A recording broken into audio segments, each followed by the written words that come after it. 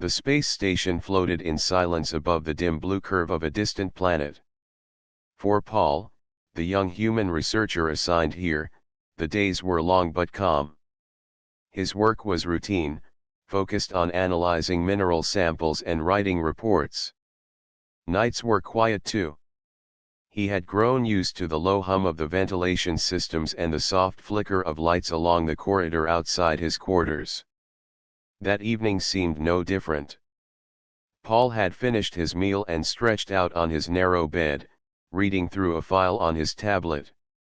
He was tired but not yet ready to sleep. The station always carried a sense of loneliness, as if the metal walls separated him not only from space but from people as well. The crew was small and mostly kept to their duties. Paul did not mind the solitude. At least until that night. A faint sound broke the stillness. The sliding door to his room whispered open with a slow hiss. Paul sat up quickly, thinking perhaps an officer had come by mistake. Instead, a figure stepped into the dim light. It was not human. The girl who entered had smooth skin that shimmered faintly like silver under the glow of the overhead lamp.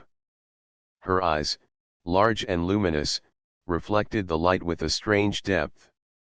She was slender, dressed in the flowing uniform of the alien envoys who had arrived on the station only a few days before. She paused in the doorway, glancing around as if making sure no one had followed her. Paul blinked in surprise. He knew of her kind. They were from the Andoran delegation, guests of the station to discuss trade and alliance. Their appearance had drawn curiosity from the human crew, but interactions had been limited and formal. For one of them to enter his private room was unexpected, even forbidden. The girl looked at him with a steady gaze. Then, in a soft voice, she spoke words that seemed almost uncertain. "Human, may I sleep beside you tonight?" Paul froze. Of all the things he thought she might say, this was not one of them. His mind raced.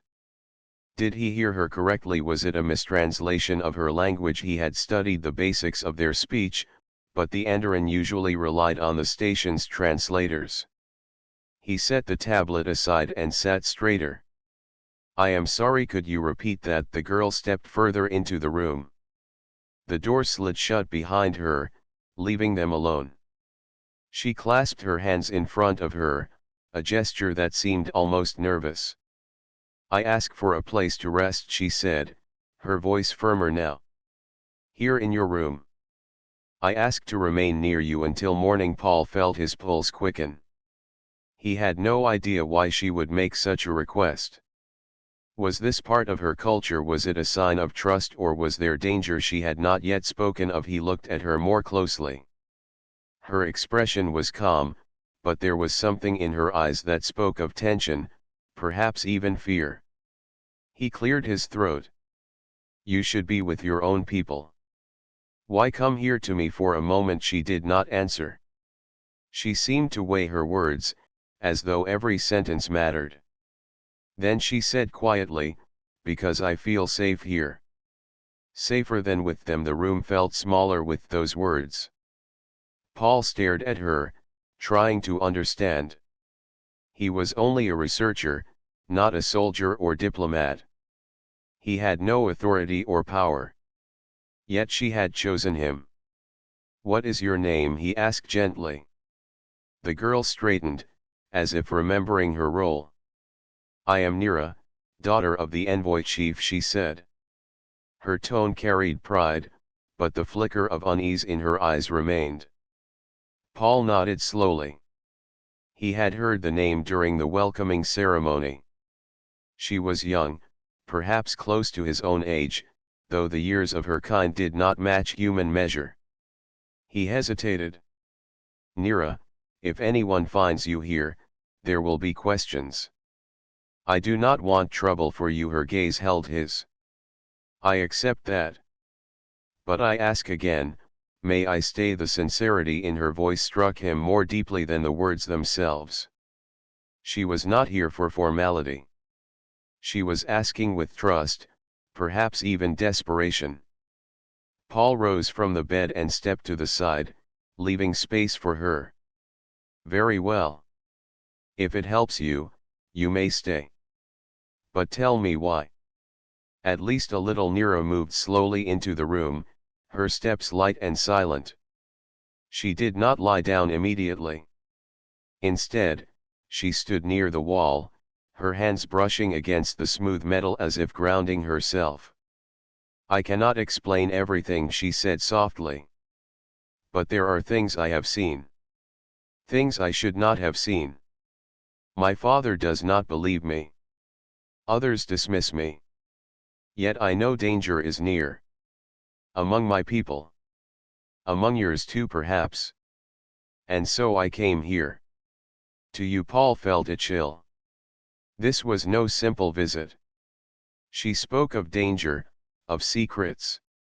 He wanted to ask more, but he saw the weariness in her stance. She was holding herself upright with effort. Then rest, he said, keeping his voice calm. You can speak when you are ready. For tonight, this room is safe. Nira studied him for a long moment, as if measuring the truth of his words. Then, with a small nod, she moved toward the bed. She did not lie close to him. Instead, she chose the far side, curling into herself, her silver hair falling across her face. Paul remained awake, sitting against the wall, his thoughts racing. What danger had she meant? What had driven her to leave her own people's quarters and come here, to a human she barely knew? He wondered what role he was now drawn into. The station hummed around them, steady and constant, but for Paul the night felt different than any other. He looked once more at Nira, already breathing more evenly as sleep began to claim her. Despite the strangeness of it all, he felt a quiet resolve settle within him. Whatever had brought her here, he would not turn her away. Outside, the stars shone against the endless dark, silent witnesses to a fragile trust formed in a small room aboard a lonely station. And so the night began. The soft hum of the station's systems continued through the night, steady and unbroken, but Paul did not sleep much. He lay awake, his eyes drifting toward the other side of the bed where Nira rested. Her breathing was calm now, steady in rhythm, yet even in sleep she looked uneasy. Her hands were curled close to her chest as if holding onto something unseen. Paul tried to rest, but his mind kept circling back to her words. She had said she felt safer with him than with her own people. She had spoken of danger, of secrets. For a diplomat's daughter to say such things was no small matter. He knew very little about the politics of the Andoran, but he could guess that trust was rare among them. Why, then, had she placed such trust in him, a human she barely knew? The dim lights shifted toward the pale glow of morning. Paul finally sat up, rubbing his eyes. Nira stirred at the sound and opened her luminous eyes, blinking at the unfamiliar surroundings. For a moment she looked confused, then memory returned, and she focused on Paul. You stayed awake, she said softly. Not the whole time, he admitted. But I wanted to make sure no one disturbed you. Her expression softened, a mix of gratitude and something else he could not name. She sat up slowly, brushing her silver hair back over her shoulders. Thank you, human. You did not have to. My name is Paul, he said gently. If you are going to stay here, you should call me by it. Nira hesitated, then repeated his name carefully, as though testing the sound. Paul, there was something strange in the way she said it. Her voice carried a kind of weight, as if the simple act of speaking his name made her trust him more. Paul stood and stretched, trying to bring some normal rhythm back to the morning. Do you want something to eat? The mess hall will be open soon. We could go together at once. A flicker of unease crossed her face. No, I cannot. Not yet. If they see me with you, Questions will follow. I must return before the others notice I was gone. Paul frowned but nodded. He understood. Still, before she left, he wanted to know more. Nira, last night you spoke of danger. You said you saw things. What did you mean? Nira's gaze turned toward the floor. For a long time she did not answer. Then, in a low voice, she said, "There are whispers among my people. Deals made in secret. I heard things not meant for my ears. Plans that will not bring peace but something else. I tried to tell my father, but he only told me to keep silent.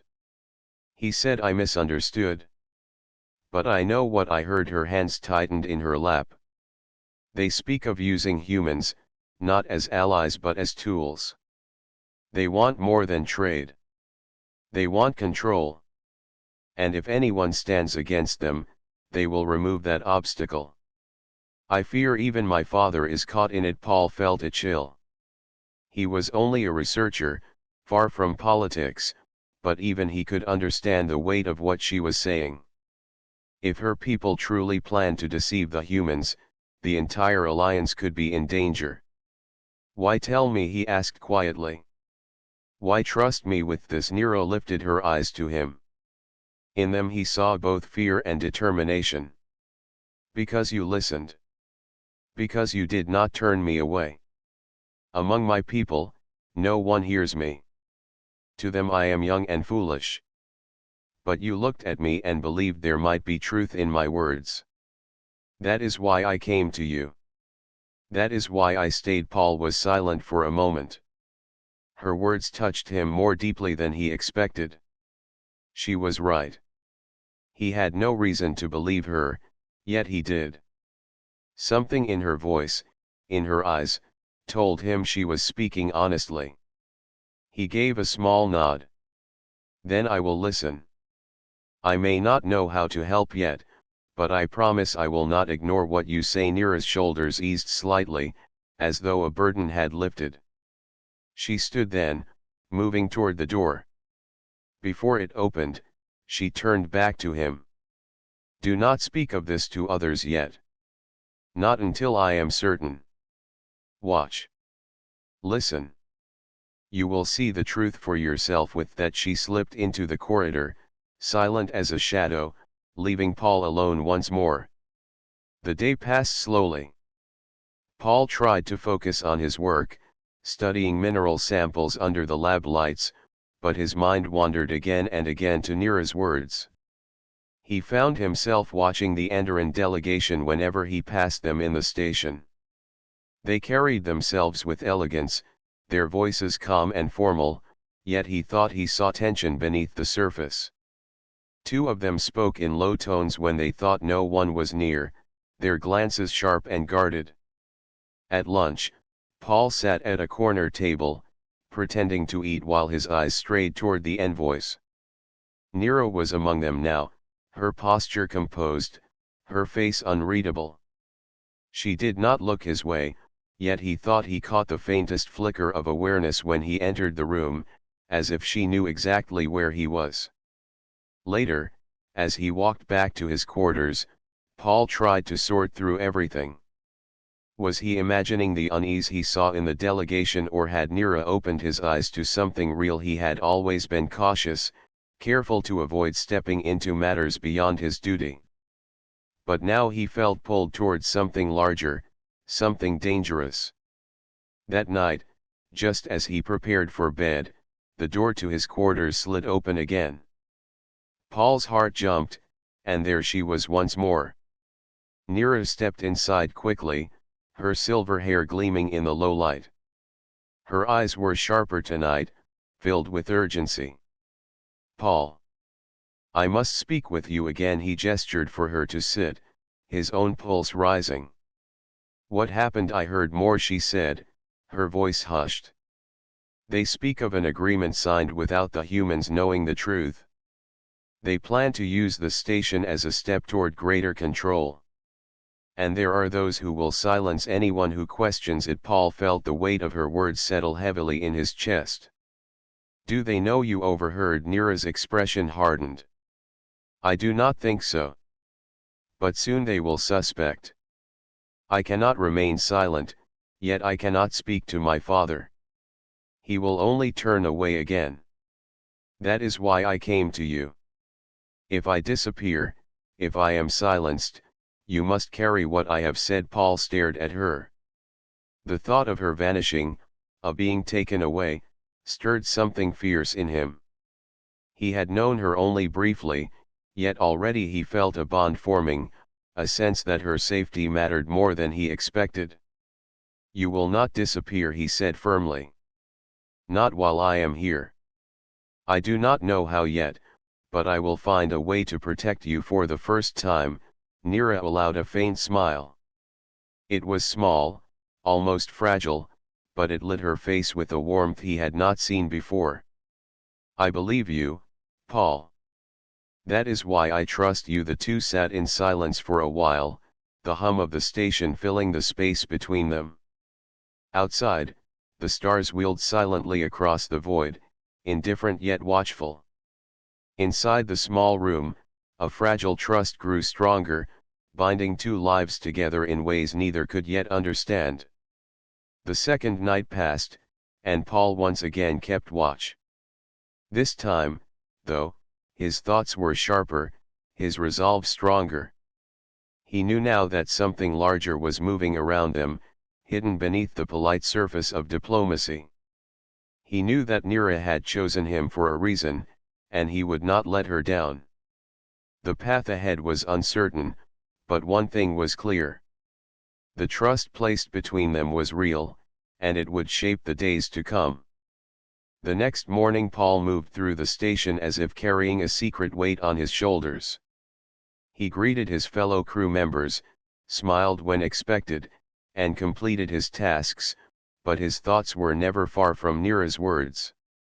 Each time he passed the Andoran envoys, he studied their faces more closely. Their calm gestures and polite tones now seemed like masks hiding something beneath. He noticed the way two of them lingered near the communication center longer than necessary. He noticed how their eyes flicked toward human officers when they thought no one was watching. And he noticed Nira. She moved among them with grace, her face serene, yet Paul could sense the tension in her posture. She was careful, cautious, and perhaps afraid. When evening came, Paul returned to his quarters. He half expected the door to slide open again, and it did. Nira entered swiftly, closing it behind her. She stood still for a moment, her luminous eyes scanning the room as if making sure they were truly alone. They are watching more closely now, she said in a low voice. I feel their eyes even when I walk among my own. Something is coming soon. I can sense it. Paul gestured for her to sit, though he remained standing, restless with unease. You have to tell me more, Nira. If there is danger, I need to understand it.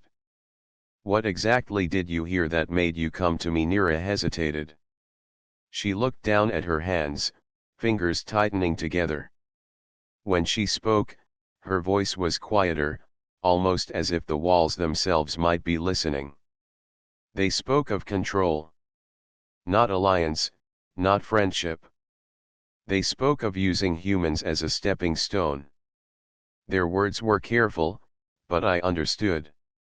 They want this station as the first mark of their influence. They will sign agreements that look fair but will bind your people in ways you cannot break.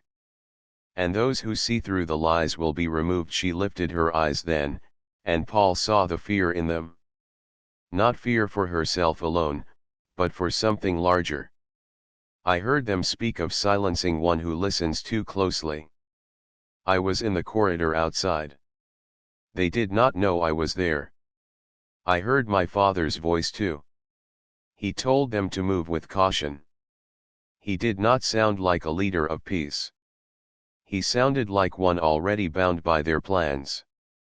I do not know if he believes in them or if he is trapped. But I know what I heard. Paul felt his jaw tighten. The thought that her own father might be part of the scheme shook him. Yet it also explained her fear. To be unheard by her family, to be dismissed by her own people, would leave her isolated. No wonder she came to him. He crossed the room and sat across from her. If this is true, then you are in danger. If they suspect you overheard, they will not ignore it. What will you do if they turn against you? For a moment Nira said nothing. Then she gave a faint, weary smile. That is why I came to you, Paul. I have no one else.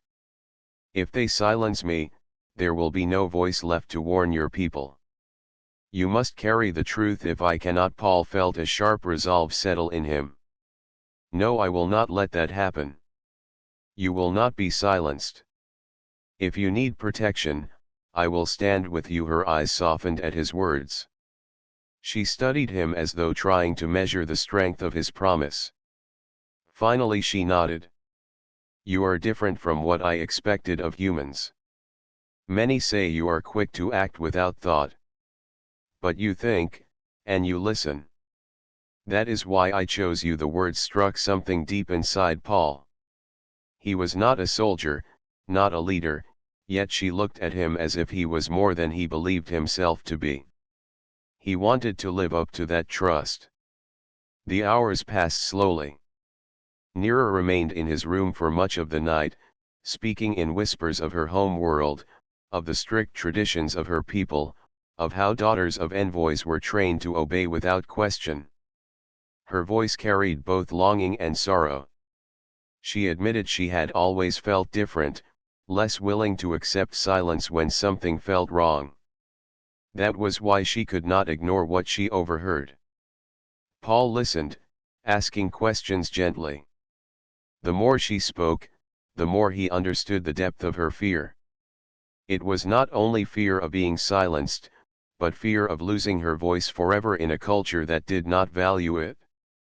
She feared becoming invisible, a shadow behind her father's authority. You are not invisible to me, Paul said quietly. Her eyes widened slightly at the words. For a moment she seemed uncertain how to respond, then she lowered her gaze. Thank you, Paul. Later, when the station's lights dimmed toward night cycle, footsteps echoed faintly in the corridor outside. Paul stiffened. Nira froze, her eyes wide. The sound was deliberate, slow, as though someone lingered near his door. Paul motioned for her to stay quiet. He stepped toward the control panel, his hand hovering over the manual lock, but then the footsteps faded. Silence returned. Nira exhaled shakily. They are searching, she whispered. I can feel it. They know someone has seen too much. Perhaps they do not know it is me yet, but they will soon. Paul's heart pounded. The reality of the danger was no longer distant words. It was here, just beyond his door. He turned back to her. From now on, you cannot walk the corridors alone at night. If you need to come here, you must be careful. And if anything happens, you come to me first. Promise me that. Nira nodded, though her expression showed the weight of the promise. I promise. But you must be careful too, Paul. If they learn you are helping me, they will not leave you unharmed. Paul gave a grim smile. Then we will watch each other's backs. That way, neither of us stands alone. The following day Paul kept his eyes sharper than ever. In the labs he noticed two Andoran envoys standing in the corner, speaking quietly. One of them glanced at him before quickly looking away.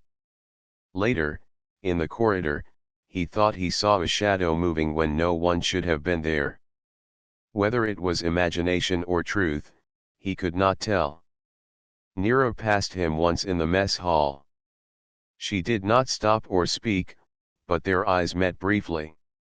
In that single glance Paul felt the strength of the unspoken bond between them. That night she returned again. This time her face was pale, her movements quick. She closed the door behind her and leaned against it, as if to hold it shut. "They questioned me today," she said in a trembling voice. Not directly, but with words hidden in formality. "They asked where I go at night, why I seem tired, who I speak with. I told them nothing, but their eyes searched me. I know they suspect." Paul moved closer, lowering his voice. "Then we need to prepare. If they move against you, we must be ready. Do you have proof of what you heard?" Nira shook her head, frustration in her eyes. "Only memory. Only words carried in my mind. They keep records hidden. I cannot reach them without being caught. But perhaps you can. Humans have more freedom in some parts of this station.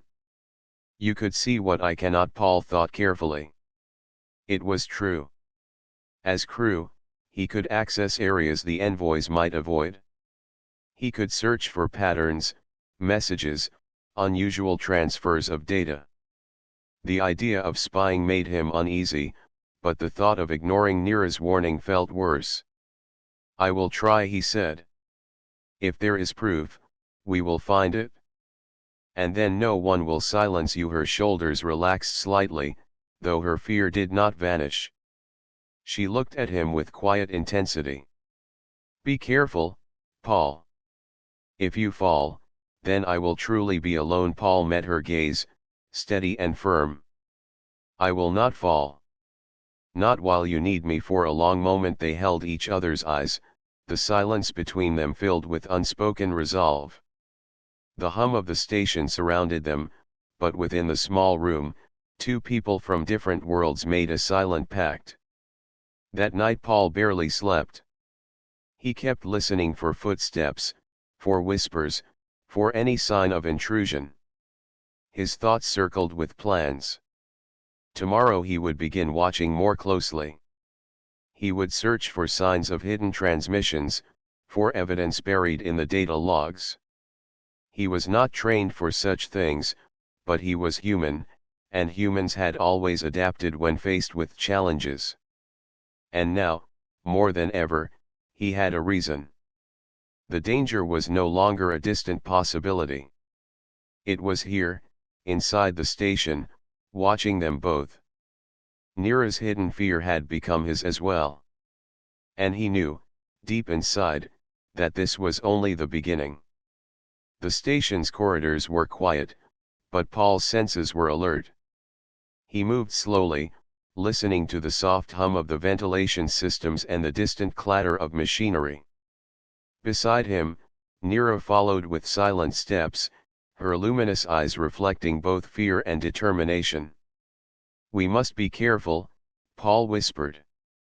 "If anyone sees us out of place, they will question us." Nira nodded, her hands brushing lightly against the wall for guidance. "I know. They are already suspicious. If we are caught, there is no explanation that will save me." Paul's mind raced. He had never been involved in anything like this before. His life had been filled with research, reports, and quiet days studying minerals. Now he found himself navigating a labyrinth of espionage, trusting a young alien girl he barely knew. Yet the resolve in her eyes gave him courage he did not know he possessed. They paused at the end of the corridor. Paul peered around the corner, careful to avoid the surveillance cameras placed along the station's walls. Two Andoran envoys were talking quietly near the observation deck. Their posture was relaxed, but Paul sensed the subtle tension in their movements. Every glance, every gesture, was measured. "They are watching each other," Nira whispered. "If one of them notices us, the other will react. We cannot risk moving now." Paul nodded. He had noticed it too. There was a rhythm to their actions, a silent understanding that made them dangerous. They would notice any irregularity, any sudden movement. "We wait," he said. "Then we move when the path is clear." Minutes passed like hours. Paul and Nira crouched behind a bulkhead, listening to the faint sound of their pursuers' voices. Nira's breathing was quiet but tense, and Paul could feel the pulse of fear vibrating through her small frame. He placed a reassuring hand lightly on her shoulder. "You are not alone," he said softly. "We will get through this together." Her eyes met his, and for a moment the fear softened. She nodded, then focused forward. "I trust you, Paul. Let us move." They slipped forward carefully, one step at a time. Each movement was deliberate. Paul led the way, using his knowledge of the station's layout to guide them through less monitored corridors. Nira followed, her senses heightened, aware of every sound, every shadow. They reached a narrow maintenance hatch leading to a lower deck. Paul pried it open slowly, careful not to make a noise. The smell of machinery and recycled air filled the small space. He motioned for Nira to enter first. She hesitated, then nodded, and slipped inside, moving like a shadow. Once inside, Paul followed. The hatch closed behind them, cutting off the light from the corridor above. They were in darkness, with only the faint glow of emergency lights to guide them. The air was cooler here, and the hum of the station was louder, almost oppressive. "This way," Paul whispered, pointing toward a ladder leading down another level. "We should be able to reach the data core without being noticed." Nira glanced upward, then followed. "I have never been here. It feels strange to move through parts of my own station that no one usually sees." Paul smiled faintly. "Humans are not usually allowed here either."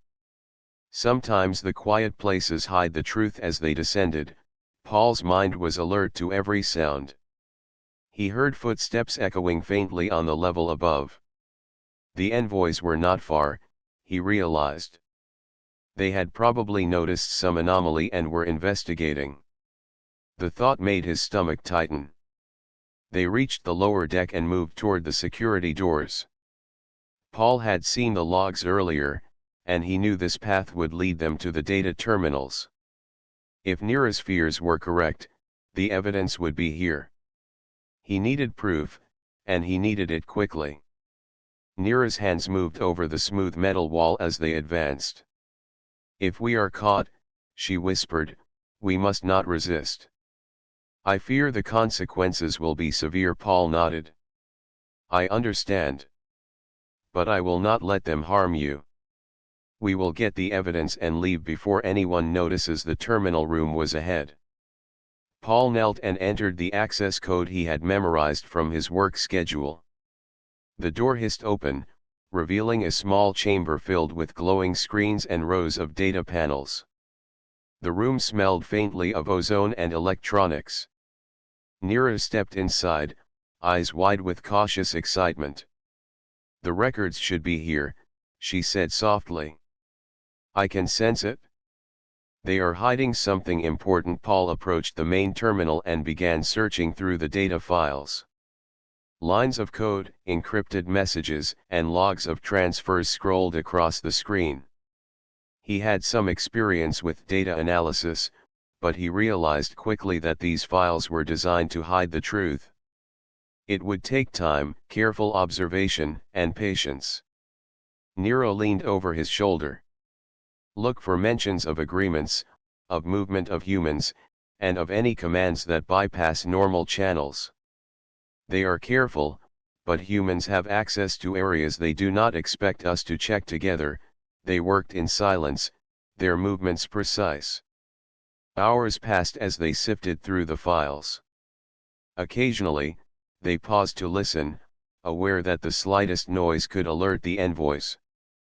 Every step in the station's corridors, every hum of the machinery, reminded them that they were not alone. Finally, Nira's finger paused on a set of encrypted agreements. "These," she whispered.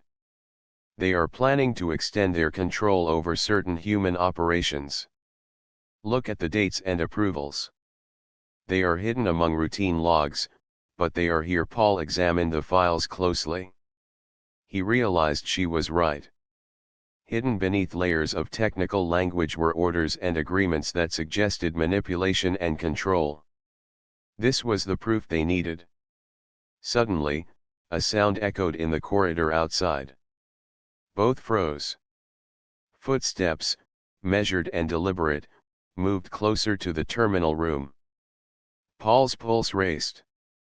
He motioned for Nira to crouch behind a panel. "They are close," he whispered. "We need to stay hidden." Nira's hands trembled slightly as she crouched low. "If they enter, what will we do?" Paul thought quickly. "We do not resist. We hide. If necessary, we can escape through the ventilation shafts. I have seen them. It will take time, but we can reach another deck." The footsteps paused outside. Paul held his breath, his hand on Nira's shoulder as a reassurance. After a long moment, the steps retreated, fading slowly down the corridor. Paul exhaled quietly. "They almost found us," Nira said, her voice a mix of fear and relief. "I did not realize how close they were." Paul smiled faintly, trying to lighten the tension. "That is why we must move carefully.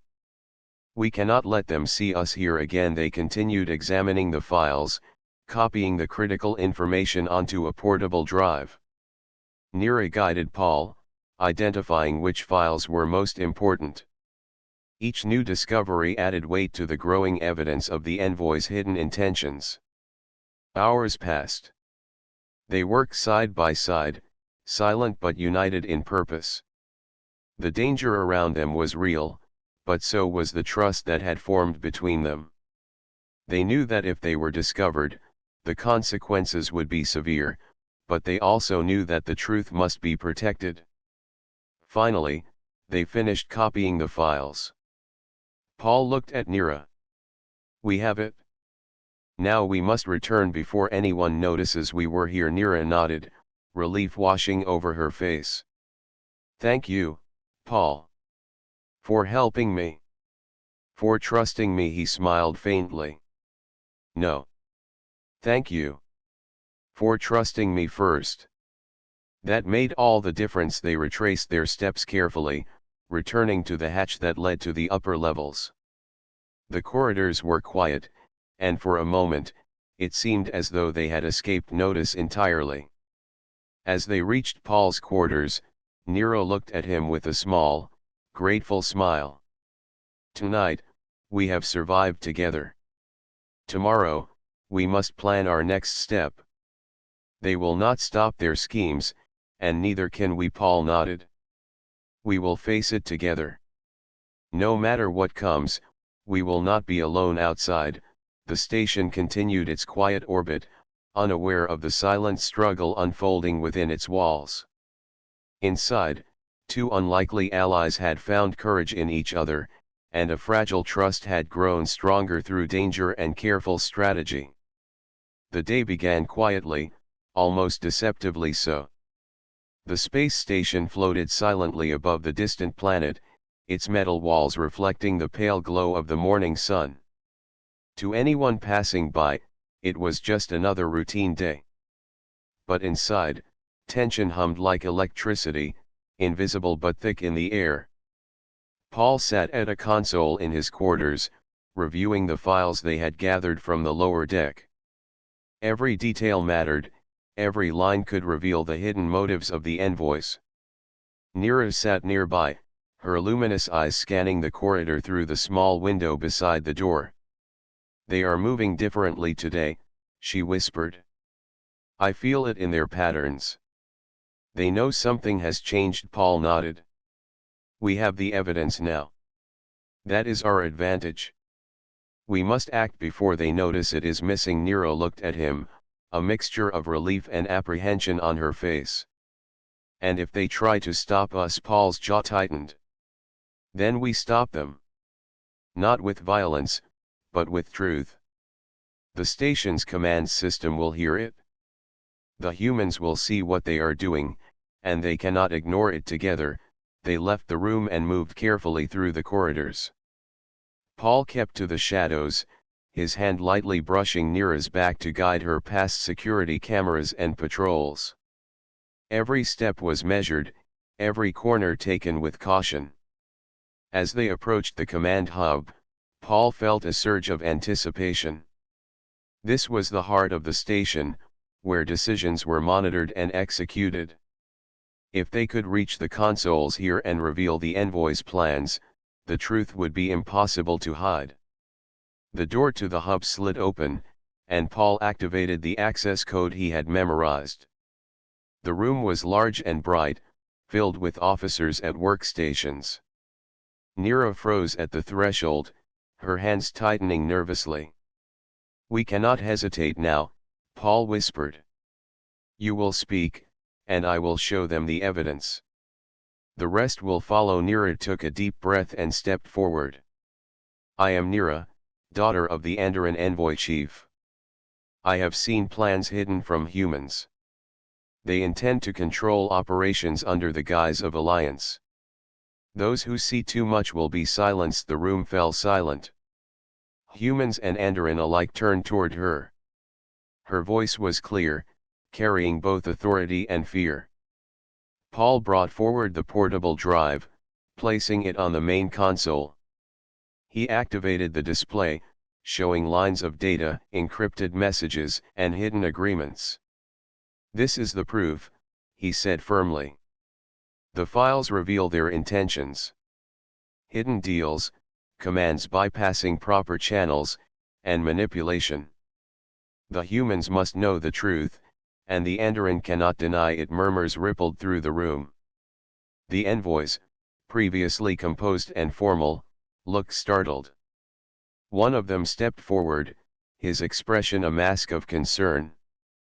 "This is impossible. These records are private." Paul met his gaze steadily. "Private does not mean right. If you intend to manipulate and control others without their consent, it must be revealed.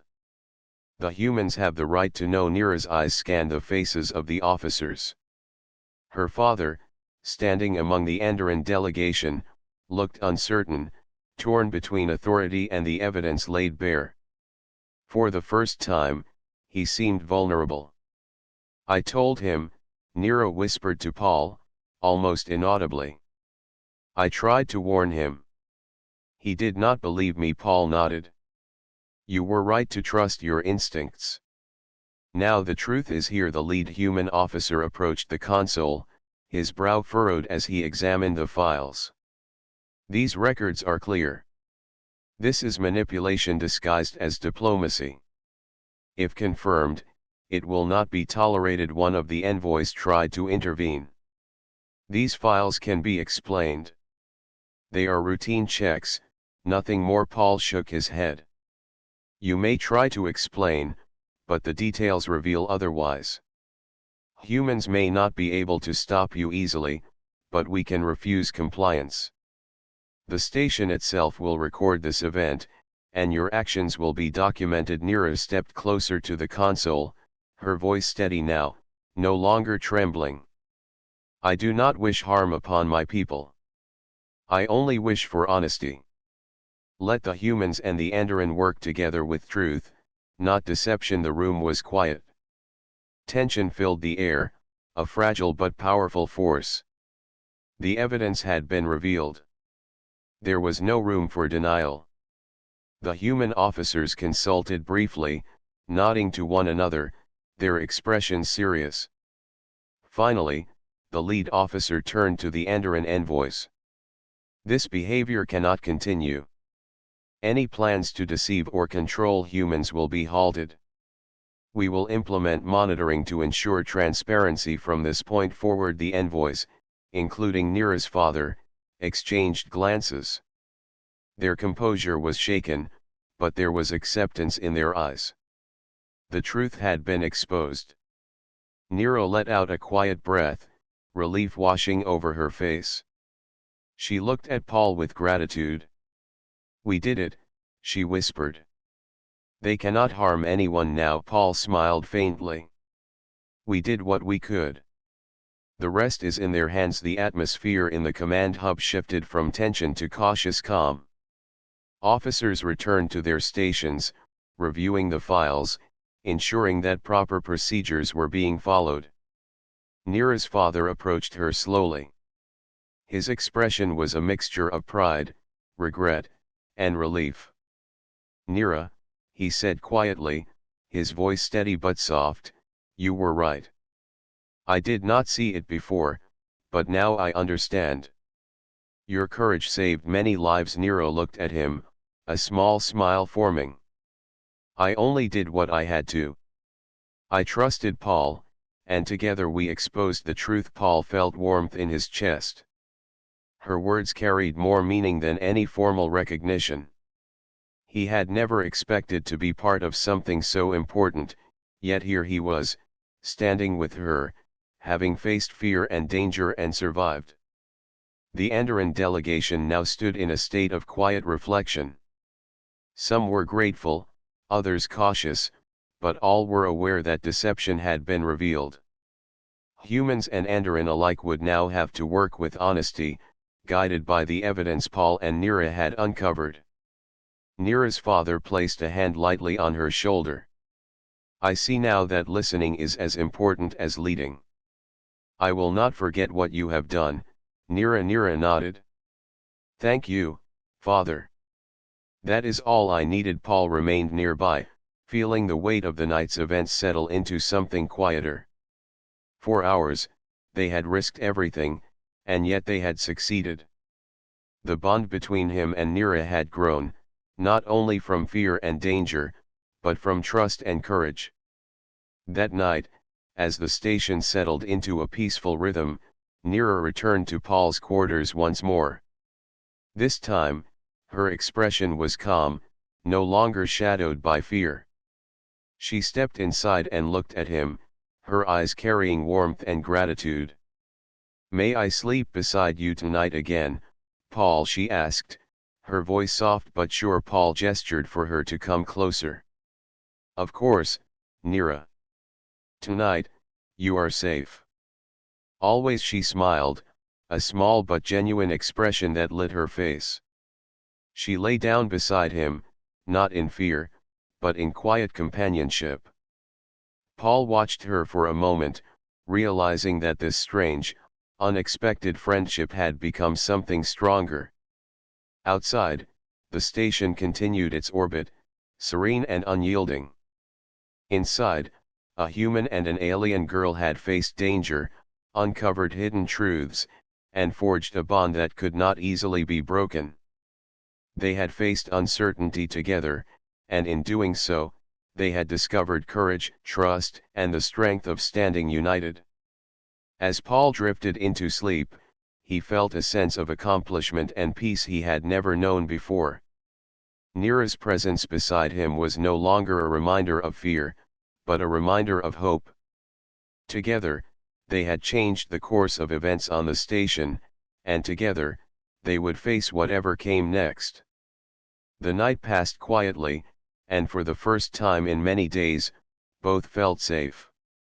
The dangers that had stalked them were now behind, and the bond between human and alien was stronger than any threat that might arise. In the silent hum of the space station, two lives from different worlds had intertwined, proving that trust, courage, and understanding could bridge even the widest of divides. And as the stars shone beyond the metal walls, they knew that together, they could face whatever the universe had in store.